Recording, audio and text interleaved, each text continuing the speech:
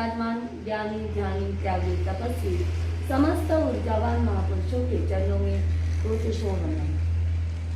किसी ने बहुत खूब बात कही है, जरूरी नहीं कि सारा दान वही दे जहां भगवान अमीर हो। जरूरी नहीं कि सारा दान वही दे जहां भगवान अमीर हो। थोड़ा दान तो वहां भी दो जहां भूखा गरीब हो। एक सेठ जी जिनके पास पैसा ही नहीं बल्कि दिल भी बहुत बड़ा था। संपत्ति की कमी नहीं, धन की कमी नहीं, और उतना ही बड़ा उनका दिल था। दीन दुखी गरीबों की सहायता करना, मदद करना हमेशा उनका यही कार्य रहता था। एक समय देश में लगातार अकाल पड़ रहा था। अकाल की वजह से कई लोग भूखे मर रहे थे। उस सेठ जी सामने आए हैं। जगह जगह पर उन्होंने भोजन शालाएं खुलवाई है। भूखों को भोजन कराना प्रारंभ कर दिया। खुले दिल से अपना भंडार खोल दिया। जहां कहीं भी जिसको भी आवश्यकता होती, भोजन, वस्त्र, पानी, जो भी लगता, खुले दिल से सेठ देते जा रहे थे और गरीबों की दुआएं लेते जा रहे थे। मन भर भर के आशीर्वाद उन्हें मिल रहा था। परंतु प्रकृति कहाँ थमने वाली थी। लगातार 4 वर्ष के अकाल के पश्चात 5वें वर्ष भी बारिश नहीं हुई और 5 वर्ष तक लगातार अपना धन व्यय करते करते सेठ जी ने एक और एक पाई गरीबों को भोजन के लिए लगा दी। पर अकाल रुका नहीं। अब उनके पास में देने के लिए कुछ नहीं था।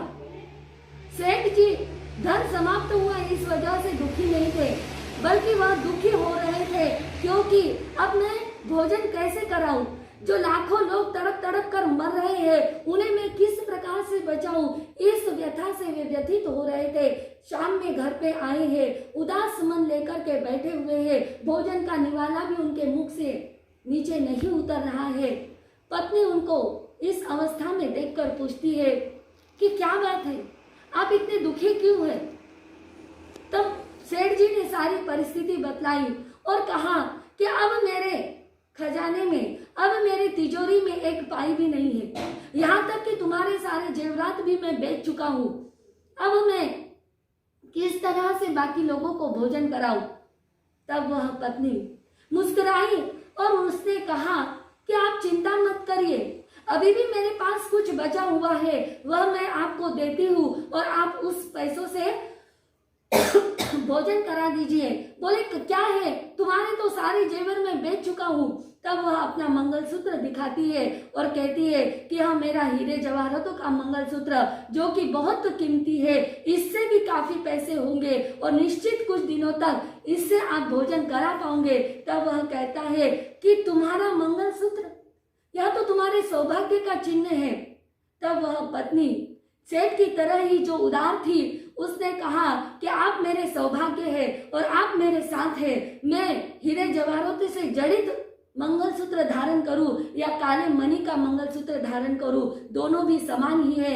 आप खुश हैं, आप लाखों लोगों को भोजन कराएंगे, उनकी दुआ हमें मिलेंगी, इससे अधिक मुझे और कुछ नहीं चाहिए। भाइयों और बहनों, ये थे दानवीर, पाटन के शूरवीर, ऐसे जगड़ू शाह जिन्होंने खुले हृदय से दान दिया और उनकी पत्नी जिन्होंने कभी उनको रोका नहीं बल्कि प्रोत्साहित किया। स्त्री को सबसे अधिक अपने गहने आभूषण आदि प्यारे होते हैं, परंतु वह स्त्री, वह सेठानी ऐसी थी कि जो अपने पति को धर्म में, दान में सहयोग दे रही थी। दान करना यह मानवता का गुण है। धन तो सभी के पास में होता है, परंतु ऐसा दिल जो रखते हैं उन्हीं का नाम इतिहास में अमर होता है। जैन इतिहास में आज भी उनके नाम से कई पन्ने स्वर्ण अक्षरों से लिखे गए हैं। पाटन के जगड़ू शाह। हमें भी सोचना है कि हम भी उनके जैसे ही आदर्श दानी बने। इन्हीं शुभ विचारों के साथ ओम शांति।